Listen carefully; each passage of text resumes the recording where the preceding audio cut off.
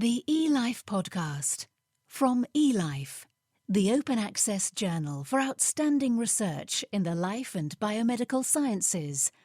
Online at elife.elifesciences.org. Hello, welcome to episode 6 of the eLife podcast, which is produced by The Naked Scientists.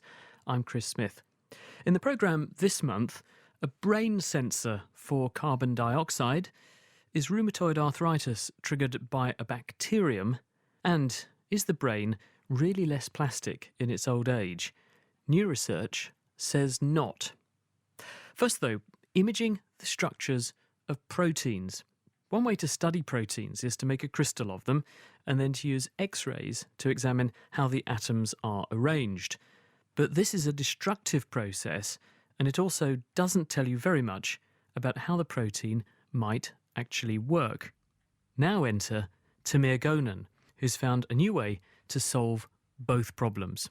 We study proteins that live in the surrounding membrane of a cell. They form gateways for sugars and other molecules like ions and water to go into a cell or out of it, and we're trying to study how they're built. And based on how they're built, we're trying to understand how they work and what goes wrong in disease. And one of the major problems that we've had in the lab is that to form crystals from which you can deduce a structure is very difficult for such membrane-embedded proteins. And so often what we got were crystals that were way too small for structural studies. And what we were trying to figure out is there another way of getting to the protein structure out of crystals that are really very small? So how were you trying to image them when you were making these crystals, albeit small ones? How were you then trying to get the structure? The most common way of determining a structure from a crystal is by a method called X-ray crystallography. Now, you can think of a crystal as a three-dimensional object that has repeat structural motifs in it. And when you shoot an X-ray beam through it, those repeat structural motifs act like a diffraction grating, and they split the X-rays and scatter them in a predictable way. And based on the scatter that you get, you can then ask what kind of a structure would give me such a pattern. Is the downside that you need a lot of crystal matter there in order to get that reproducible pattern, in order to deduce what it's made of? The downside is that the X-rays have a lot of destructive energy in them because it's such a strong beam. So you need large crystals for X-ray crystallography to be able to withstand this large amount of radiation that we're giving it. So how have you tried to get around that? Well, so what we tried to do is, rather than using X-rays, is using electrons. And the thinking behind it was that electrons interact with matter much better than X-rays, and so maybe we could get away with using much smaller crystals. Why has no one done that before? Because we've had electron microscopes for donkey's years. People have been imaging many things in enormous detail with electron microscopes. So why had no one tried to do what you did? People have tried to do that before. Many of my colleagues have put crystals in an electron beam before. The issue is when people use electron microscopy for biological specimens, they use a procedure that's called low-dose cryo-EM. That means that they try to limit the amount of electrons that hit the sample. Because if too much electrons hit the sample, then just like with X-rays, the sample will get destroyed. The low-dose procedure limits the dose to about 20 electrons per square angstrom. Now, if you take a crystal and shoot it at that dose rate of 20 electrons per square angstrom, the crystal gets destroyed after a single shot. So what we said is, well, if a single shot at 20 electrons per square angstrom would destroy the crystal, what would happen if instead of using 20 electrons per square angstrom, can we use 10? Would we still get meaningful data? And the answer was yes. So then we got greedy and we said, okay, well, can we cut it down more? And we got it down to 0.01 electrons per square angstrom per second. And so that's about 200 times less in dose than what my colleagues were using. And yet we still got meaningful data to what is called atomic resolution. Once we knew that we can get so much data out of a single crystal, all we had to do is that while we're exposing it, we start tilting it. And it's that tilt that gives you the different views, if you like, the different patterns from all the different angles. And because you have all these different angles in 3 dimensions, you can calculate back and get a structure. And what sort of quality of image can you get out? Because obviously we can get some idea of the crystal structure with an X-ray pattern, but with electrons, is there anything else that you can see beyond just working out what the crystal structure is? Well, in X-ray diffraction, what you end up with is an electron density map. In micro-ED, what you end up with is a Coulomb potential map, and so that means that you could look at charge. So if you have a process that is charge-coupled, for example, a proton-coupled transporter, you could figure out which amino acid residues in the protein get protonated or deprotonated. In other words, you can see where the charges are. And that would really begin to help you explain the mechanism by which a protein works. And that you can't do by X-ray crystallography. Howard Hughes scientist Tamir Gonen. He's at the Genelia Farm Research Campus in Virginia. Carbon dioxide. Our bodies are exquisitely sensitive to it. But how do we actually detect it? We used to think that it was just down to acidity, but Warwick University researcher Louise Mee has discovered a molecule in some nerve cells that can chemically register CO2 itself. You need to monitor the amount of CO2 in your blood. CO2 reacts with water to make hydrogen ions, so it makes the blood more acidic. And because enzymes are sensitive to that, if your blood gets too acidic, then you'll die. So how did scientists and doctors think that CO2 was registered prior to you coming along? So the main theory is that it's by pH. So that's measuring the amount of these hydrogen ions. And there's lots of evidence for that, and it's definitely involved. But there's more evidence that CO2 is monitored directly as well, which is what we're looking into. And in order to do that, A, where would that happen? And B, how? We're looking in the brain, in the medulla, that's in the brain stem. And previous results have shown that if you take pH out of it, so if you keep the level of hydrogen ions constant, but just change the level of CO2, you still get a response. So if you do this with animals, they still increase their breathing in response to CO2. So something in that part of the brain is clearly very sensitive, not necessarily just to the pH, but definitely to the CO2 molecule itself. Yeah, exactly. So how did you approach that? One protein called connexin 26 found in this area of the brain that's involved with breathing. It makes pores in the membrane. So 6 of these proteins get together and make a hemichannel, it's called. So because they're found in the area of the brain that's involved with respiration, my group thought that they might be involved. And when they're just normally expressed on cells, these connexins, to make these pores, what goes in and out of those pores? So it's quite a big hole. 1 kilodalton is the size of the things that get through. So signaling molecules like ATP. And so how do you think the CO2 might interact with one of these tubes? My group has already shown that the connexin 26 do open in response to CO2. And what I was looking for was a binding site, somewhere where CO2 could attach to the channel to make it open. Was there anything you could look at before you embarked on that as a sort of a hypothesis? This, we know it works in this context in this way, so is it doing the same thing to this connexin? Yeah, so that's what we started with. So we know that CO2 can bind to some molecules by making what's called a carbamate residue. So that's when the CO2 binds to a particular amino acid, which is called lysine. And these are found in plants and animals and in hemoglobin in the blood. So we started with the hypothesis that that's what happened here. And then how did you pursue that? We know that connexin 26, which is the one that I work on, is CO2 sensitive. But we also know that 2 connexins that are related to it are also sensitive. They also open to CO2. So what we did was we looked for lysines that were present in all 3 of these, but absent in another member of the family that we knew wasn't CO2 sensitive. Oh, that's clever. So what that basically did is to direct your attention towards one possible part of the protein. So what did you then manipulate that region to see if you could fool the one that doesn't normally respond to CO2 into responding to CO2, and that would prove then that you'd found the real area? Yes, exactly. So what we did was we took that out and mutated a non-sensitive connexin 31, to have those residues, and then we looked for the CO2 sensitivity of that, and as we expected, it became CO2 sensitive. So when CO2 goes on to this lysine, what does it do to make the channel alter its activity? So we believe it's through what we would call a salt bridge interaction, electrostatic interaction. So when the CO2 binds and makes this new residue, it has a negative charge. And then we're looking at the hemichannel, so it's 6 of these connexins next to each other. On the next connexin, there's a positively charged amino acid really close to the lysine, close enough that they could have an interaction. So we believe you end up with an interaction between subunits, changing the conformation of the channel, which could open it. And have you managed to test yet to see whether this really happens in vivo, in the brainstem, or is this at this stage just a theory? We've done mutational studies where we've taken away the positive end and shown that it stops the channel working. But in terms of the animal tests, they're ongoing. And if you have nailed this, what are the implications both scientifically and clinically?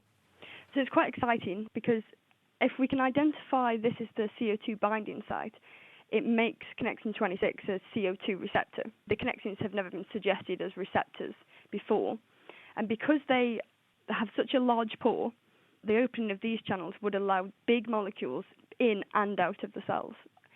There's the possibility that connexins could be receptors for ligands that they just haven't been recognised as yet. Louise Mee. You're listening to the eLife podcast with me, Chris Smith. Still to come, why the adult brain appears to be a lot more plastic than we first thought, and how a mouse's whiskers might be able to help blind people. First, could the destructive joint disease, rheumatoid arthritis, RA, be triggered by a gut bacterium? Prevotella copri used to be considered to be a harmless intestinal passenger, but maybe it's not. Dan Littman.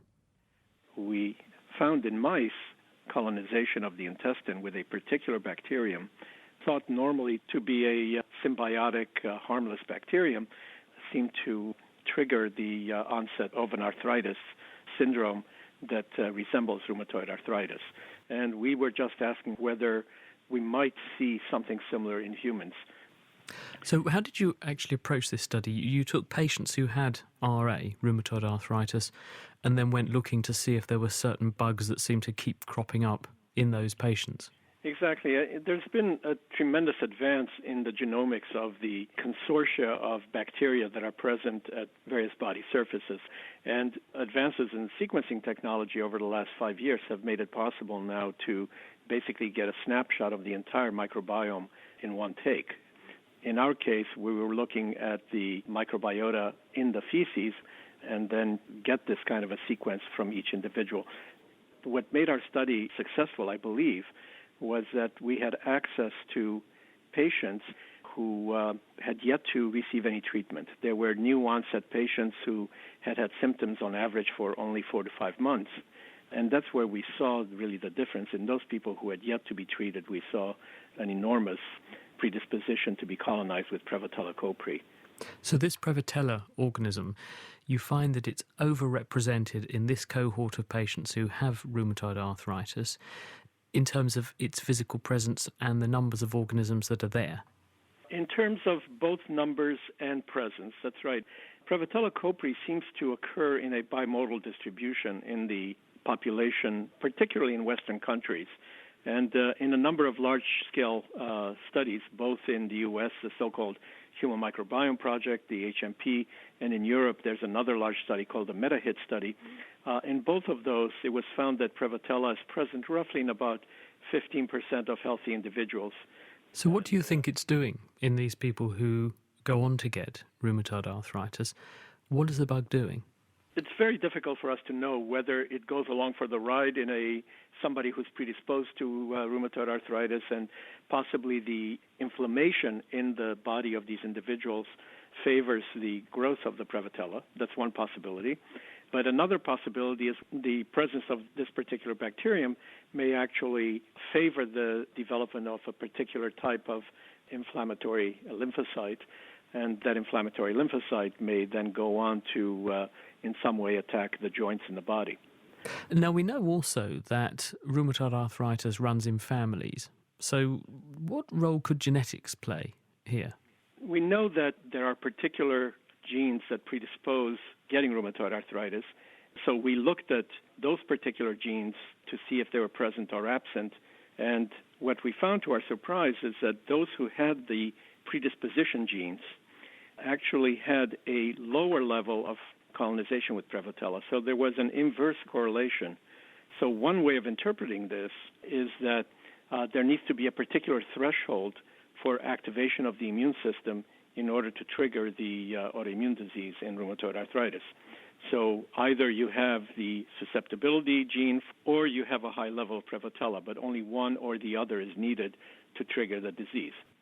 So what do you think it's going to take to nail this? How are we going to get to the bottom of the role that Prevotella might play? Well, the important question now is to try to understand whether Prevotella triggers a type of immune response that can lead to increased inflammation in rheumatoid arthritis. And in order to do that, we need to do longitudinal studies in which we track patients who are at risk before they develop disease and ask whether we can predict the onset of disease by change in their microbiota. In addition, we'll need to ask whether particular types of antibiotic therapies might be able to reduce the risk of disease. The other are more mechanistic studies to try to understand whether there are particular types of immune cells that are specifically activated by Prevotella, because that will also give us a hint as to whether the Prevotella is acting through a direct activation of the immune system. And related to that is the question of whether triggering is by a bacterium like Prevotella is sufficient to set in motion the disease process, after which the Prevotella no longer has a role. Patients who have been treated long-term, we don't see this increase in levels of Prevotella. Dan Littman from the NYU School of Medicine. You can't teach an old dog new tricks, or so the dogma goes. And scientists say that this is because the brain becomes far less adaptable or plastic as we become older. But is this really true? Oxford University's Tamar Makin has been studying people lacking limbs to try to find out. Following limb loss, the major part of the brain that normally receives inputs and sends outputs to the hand is now deprived.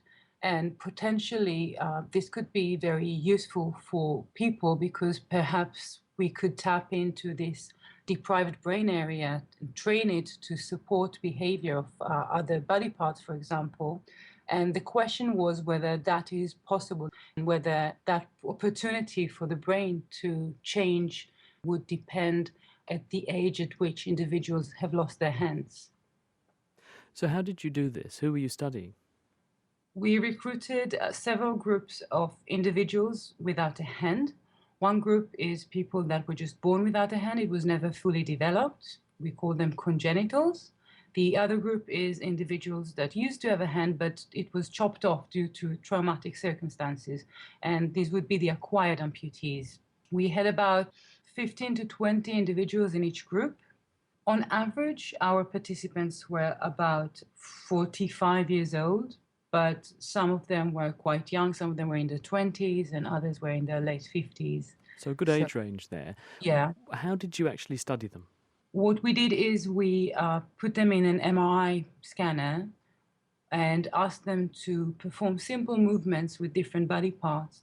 And using functional MRI, we were able to identify the brain areas that become active when they perform this range of movements. And what do you see?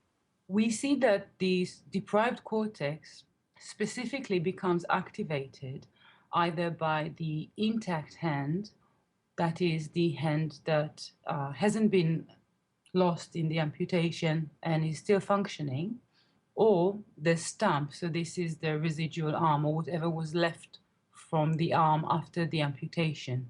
And we see that the extent to which the deprived cortex becomes activated by movement depends not on the age in which amputees have lost their hand, but rather to what extent they tend to use it in daily lives. So the more that they transfer the role of the lost hand to the intact hand, for example, then the greater the switch of allegiance of the patch of brain that was supplying their lost hand over to the now remaining hand then? Exactly. Does that differ from what we thought might be going on before? Yes, in several ways.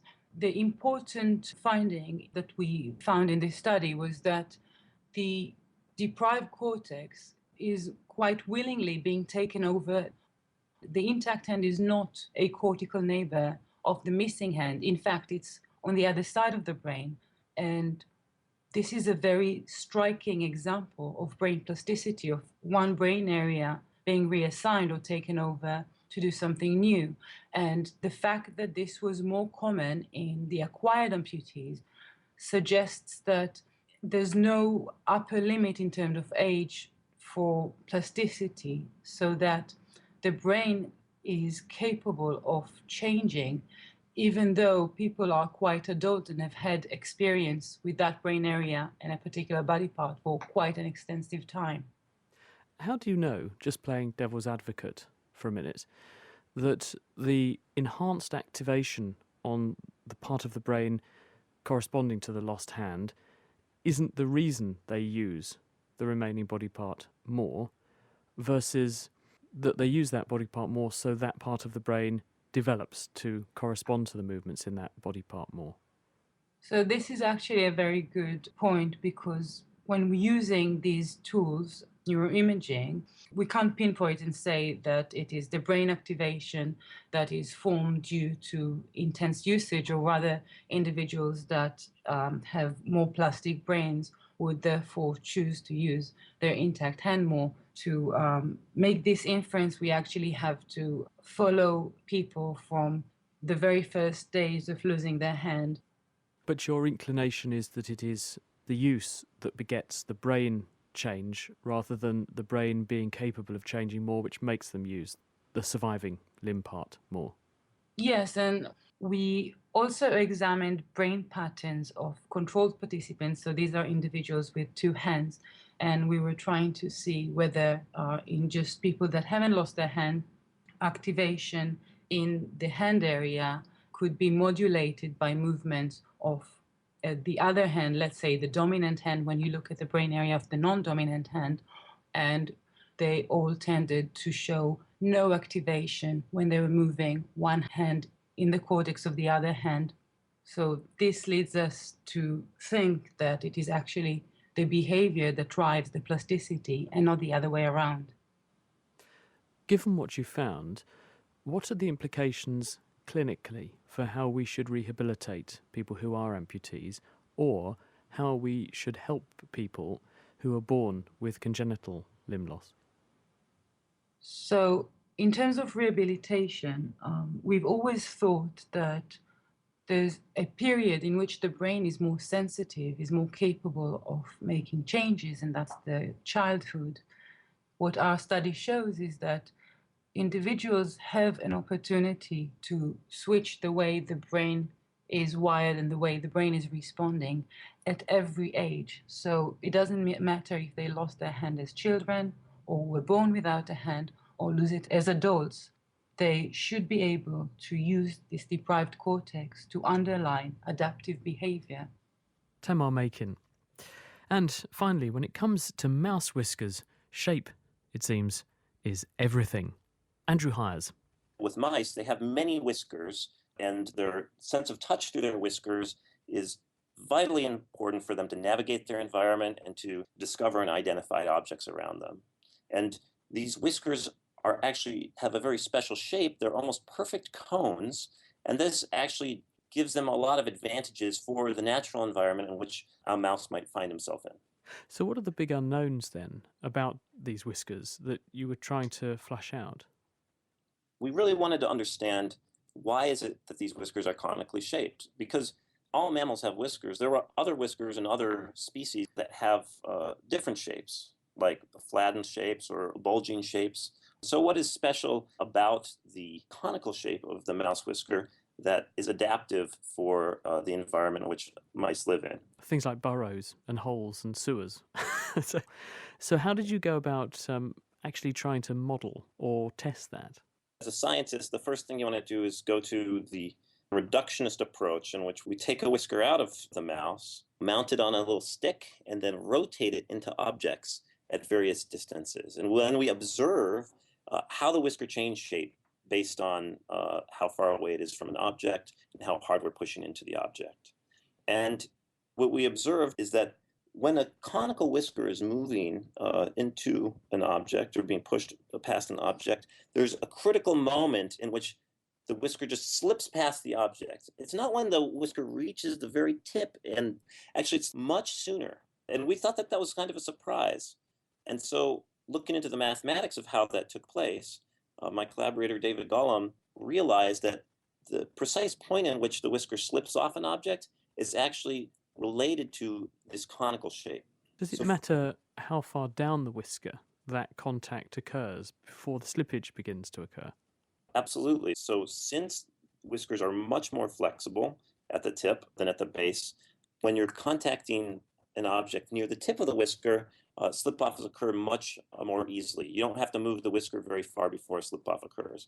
Now, if you're contacting near the base, then you really have to rotate the whisker. The whisker has to move a long way into the object before it suddenly slip past. So you did these measurements by physically mounting a whisker and then pushing it into things. Is that actually what the mice do? So what mice do is they scamper up to an object, and then they start moving their whiskers backwards and forwards very rapidly. Then they orient their face so that they sweep their whiskers backwards and forwards across an object. This is called whisking.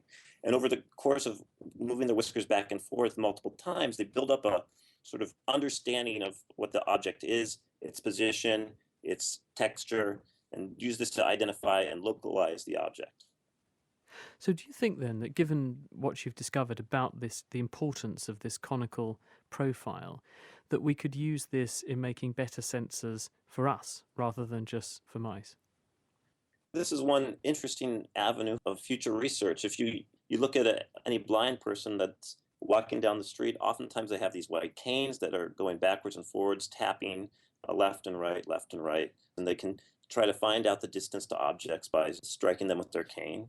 And one critical thing I did when researching white cane travel is I've read some people complain that, for example, a 3-part white cane assembled in sections lacks the same flexibility as a single uniform cane that has a taper to it.